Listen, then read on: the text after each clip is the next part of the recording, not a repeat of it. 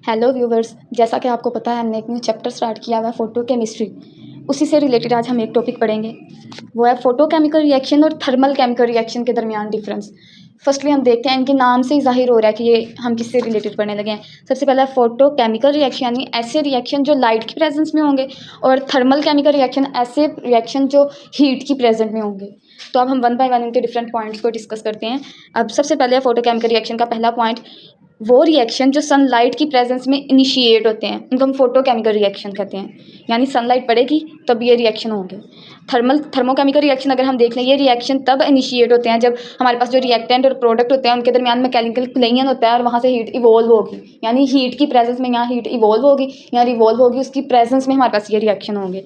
उसके अलावा डिपेंडेंस देख लें, अगर फोटोकेमिकल रिएक्शन है यानी ये फिर लाइट डिपेंडेंट होंगे, लाइट की इंटेंसिटी पे डिपेंड कर रहा होगा, तो ये टेम्परेचर पे डिपेंड नहीं करते। और जो थर्मोकेमिकल रिएक्शन है, ये वो रिएक्शन है जो है वो उस पर टेम्परेचर पे डिपेंड कर रहे होंगे। उसका जो नेक्स्ट पॉइंट है वो ये है कि जो फोटोकेमिकल रिएक्शन है, इसमें हमारे पास है one quanta absorb by one molecule, यानी एक मॉलिक्यूल एक क्वांटा फोटोन को अब्जॉर्ब करेगा और फिर वो एक्साइटेड स्टेट में जाएगा और रिएक्शन होगा। जबकि इसके ऑपोजिट साइड में देख लें, इसमें क्या होगा, हीट या तो एब्जॉर्ब होगी या इवॉल्व होगी। जैसे ही हीट इनमें एब्जॉर्ब या इवॉल्व होगी तब सारे के सारे मॉलिक्यूल एक्साइट हो जाएंगे। जो हमने फोटोकेमिकल में पढ़ा है उसमें पढ़ा है कि एक मॉलिक्यूल एक ही फोटोन लाइट लेगा और वो आगे रिएक्शन में आगे प्रोसीड करेगा। और अगर हम थर्मो में देख लें, उसमें हीट, थोड़ी हीट या ज़्यादा हीट जो भी होगी, वो सारे के सारे मॉलिक्यूल जितने भी होंगे वो सबको ही एक्साइट करेगी। अगर गिब्स फ्री एनर्जी देखें, फोटोकेमिकल रिएक्शन में ये पॉजिटिव भी हो सकती है और नेगेटिव भी हो सकती है, लेकिन अगर हम देखें थर्मोकेमिकल रिएक्शन में ये ऑलवेज नेगेटिव होती है, यानी इन रिएक्शन में हीट हमेशा इवॉल्व होती है। उसके अलावा अगर हम देखें तो जो फोटोकेमिकल रिएक्शन है, इसमें टेम्परेचर कोफिशिएंट की वैल्यू बहुत लो होगी, क्योंकि ये लाइट पे डिपेंड कर रहे हैं, टेम्परेचर पे डिपेंड नहीं कर रहे। और अगर थर्मो की बात करें, क्योंकि ये टेम्परेचर पे डिपेंड कर रहे हैं, तो इनकी जो थर्मल कोफिशिएंट की वैल्यू वो बहुत ज़्यादा होगी।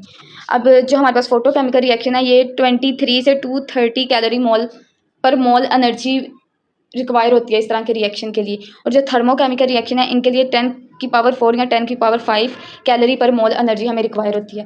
उसके अलावा जो हमारे पास फोटोकेमिकल रिएक्शन है, ये कम्प्लेक्स इन नेचर होते हैं, मतलब इन पे डिफरेंट रूल्स लगते हैं, लॉ के मुताबिक इनको हम देखते हैं। जबकि हमारे पास जो थर्मोकेमिकल रिएक्शन है, ये बिल्कुल सिंपल है, यानी लाइट इसमें इवॉल्व हो रही है, सारे के सारे मॉलिक्यूल एक्साइट हो रहे हैं, तो ये बिल्कुल सिंपल है अगर इस तरह के रिएक्शन को स्टडी किया जाए तो। अब हमने पीछे दो टॉपिक पढ़े हैं, एक फोटोसेंसिटाइज रिएक्शन पढ़ा है और दूसरा फोटोकेमिकल रिएक्शन सिंपल उनके लॉज को देखा था। तो फोटोसेंसिटाइज रिएक्शन के अंदर हम सिंगलेट और ट्रिपलेट स्टेट देख रहे थे कि ये सिंगलेट स्टेट से ट्रिपलेट स्टेट में जा रहा है, तो ये है क्या, मतलब ये स्टेट्स हैं क्या, पहले उनको हम डिस्कस करते हैं, उसके बाद इनके नेक्स्ट टॉपिक्स पर जाएंगे। तो इसके लिए हम क्या कर लेते हैं, हमारे पास ये लगा लेते हैं, हमारे पास ग्राउंड स्टेट है और ये डाल देते हैं हमारे पास एक्साइटेड स्टेट है। सबसे पहले देखा जाए तो हमारे पास ग्राउंड स्टेट में दो इलेक्ट्रॉन है जो ऑपोजिट स्पिन में है, यानी +½ और -½ जो है इनकी अगर स्पिन एंगुलर मोमेंटम देखा जाए। अब ये ग्राउंड स्टेट से जब ये एक्साइटेड स्टेट में जाएंगे तो इनकी दो पॉसिबिलिटीज़ हो सकती हैं। एक ये कि ये जिस स्पिन में मूव कर रहा था उसी स्पिन में ऊपर चला जाए, यानी नीचे -½ स्पिन थी इसकी एंगुलर मोमेंटम, जब ये एक्साइटेड स्टेट में जाएगा वहाँ पर भी -½ है। और दूसरी पॉसिबिलिटी ये है कि ये अपनी स्पिन चेंज कर ले, नीचे +½ थी और ऊपर जाके ये चेंज करके उसकी भी +½ हो जाए। ये हमारे पास 3 डिफरेंट स्टेट्स हैं। इसमें अगर हम देखें तो ये हमारे पास यहाँ पे जो स्पिन है वो 0 है, क्योंकि दोनों जो इलेक्ट्रॉन हैं वो ग्राउंड स्टेट में हैं और उनकी स्पिन एक दूसरे के ऑपोजिट है। अब अगर हम सेकंड वाले में देख लें, जिसमें स्पिन चेंज नहीं, जैसे ग्राउंड स्टेट में थी वैसे की वैसे ही ऊपर चलेगी, इसमें भी हमारे पास जो स्पिन है वो 0 होगी, क्योंकि कोई स्पिन चेंज ही नहीं आया। स्पिन की वैल्यू 1 तब होगी जब स्पिन में किसी ना किसी तरह का चेंज आएगा। जैसे यहाँ पे ये हमारे पास जो C वाली कैटेगरी है, इसमें जैसे ही इलेक्ट्रॉन एक्साइटेड स्टेट में गया उसकी स्पिन चेंज हो गया है, यानी -½ की जगह +½ हो गया है, तो इसकी स्पिन चेंज होने की वजह से स्पिन की वैल्यू 1 है। अब आगे हम कुछ फॉर्मूलाज में देखेंगे कि ये कैसे 1 और ये कैसे सारी वैल्यूज़ आ रही हैं। इसमें हमारे पास जो मोस्ट इंपॉर्टेंट पॉइंट रोल करेगा वो है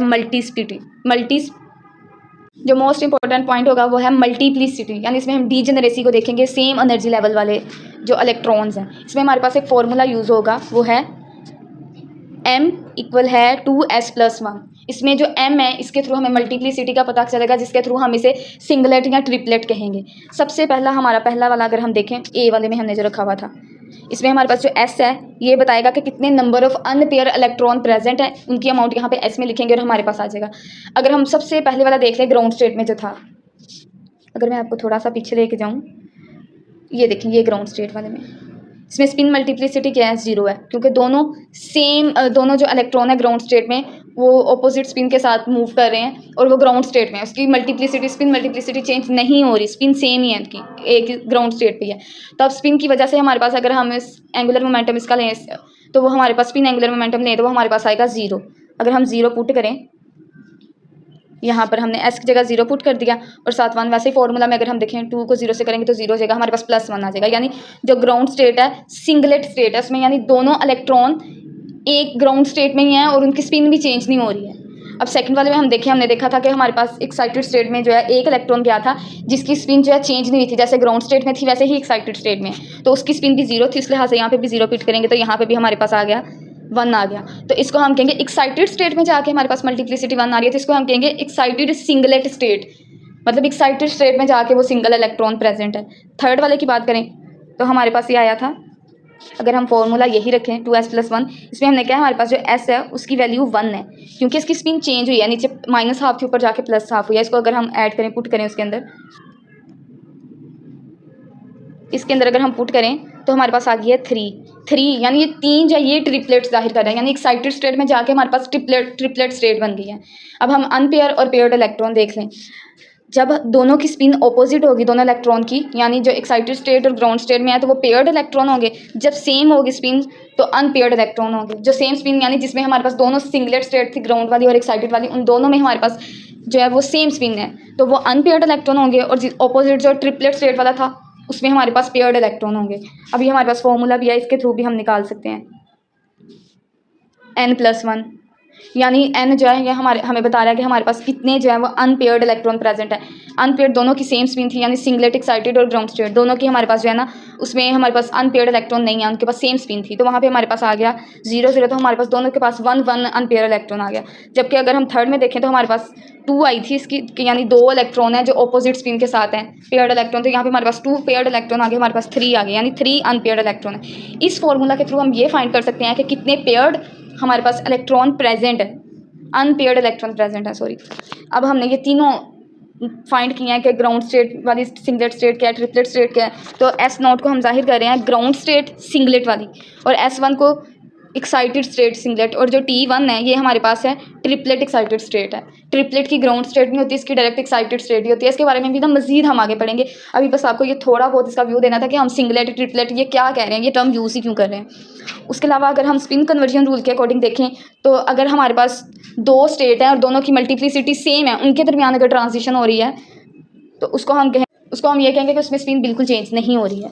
और अगर हमारे पास 2 डिफरेंट स्टेट वाली मल्टीप्लिसिटी हैं, जैसे हमने ट्रिपलेट स्टेट में पढ़ा, तो उसमें हमारे पास spin change no spin change, यानी इसमें स्पिन चेंज नहीं होगा। इस तरह की जो होती हैं ये फॉरबिडन ट्रांजिशन होती हैं। अब ये 2 तरह की ट्रांजिशन है, हमने इसके आगे फास्फोरेसेंस फ्लोरेसेंस ये डिफरेंट तरह के हमने टॉपिक्स पढ़ने हैं, तो उसके लिए हमें पता होना चाहिए कि कौन सी ट्रांजिशन है जिनकी पॉसिबिलिटी ज़्यादा है, यानी जो अलाउड है, और कौन सी हैं जिनकी पॉसिबिलिटी बहुत कम है। अब सबसे पहले अलाउड ट्रांजिशन अगर हम देख लें, जो ग्राउंड स्टेट से सिंगलेट एक्साइटेड स्टेट है ना, इस तरह की ट्रांजिशन की पॉसिबिलिटीज ज़्यादा होती हैं, यानी ये होती ही होती हैं। जो S0 से यानी singlet excited state ground state से ट्रिपलेट स्टेट वाली हैं ये बहुत कम देखने को मिलती हैं, तो इस तरह की हम फॉरबिडन कहते हैं, यानी कि बहुत कम इस तरह की ट्रांजिशंस होती हैं। अलाउड ट्रांजिशन में S0 से S1 में जैसे कि हमें पता है इसमें स्पिन में कोई चेंज नहीं आता, जबकि फॉरबिडन वाले में स्पिन चेंज होता है। उसके अलावा जो अलाउड ट्रांजिशन होती हैं इनकी इंटेंसिटीज़ हाई होती हैं, जबकि फॉरबिडन वाले की इंटेंसिटीज़ हाई नहीं होती।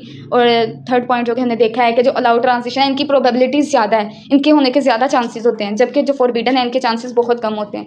आगे इनका लाइफ टाइम देख लें, जो सिंगलेट है सिंगलेट स्टेट, इसका जो लाइफ टाइम है वो 10⁻⁹ से 10⁶ सेकेंड होता है, जबकि जो ट्रिपलेट है इसका 10⁻⁵ से 10⁻³ जो है वो सेकेंड पर होता है। तो इससे हमें ये पता चलता है कि जो सिंगलेट है उसका लाइफ टाइम लोअर होता है ट्रिपलेट की निस्बत। तो ये था आज का हमारा एक छोटा सा टॉपिक, बस इसमें मैंने आपको बेसिक यही टर्म्स बतानी थी सिंगलेट और ट्रिपलेट स्टेट के बारे में।